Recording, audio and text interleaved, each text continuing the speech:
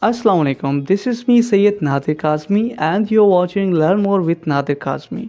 After explaining noun in the previous video, today in this video we are going to discuss pronoun with the help of examples.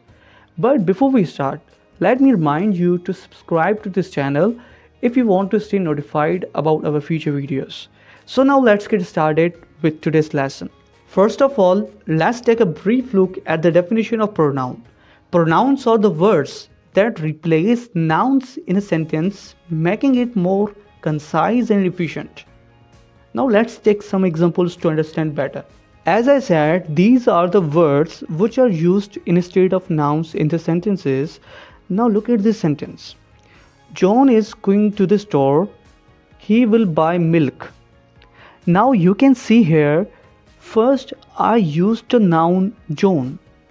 John is the name of a boy and we call it a noun in English grammar. But in the second time, I have replaced John with word he. He is the word which I have used instead of noun John. So that's why we will call it a pronoun.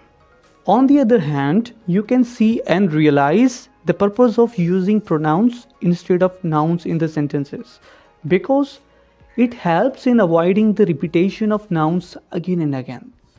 Because if you will repeat the same noun again and again, then it will be frustrating. So that's why we often replace nouns with the pronouns in the sentences after using the noun once at the beginning of sentence, to avoid the repetition and to make it more concise and efficient and also attractive. If you found this video helpful, then must subscribe to this channel and press the bell icon as well for the notifications of upcoming videos.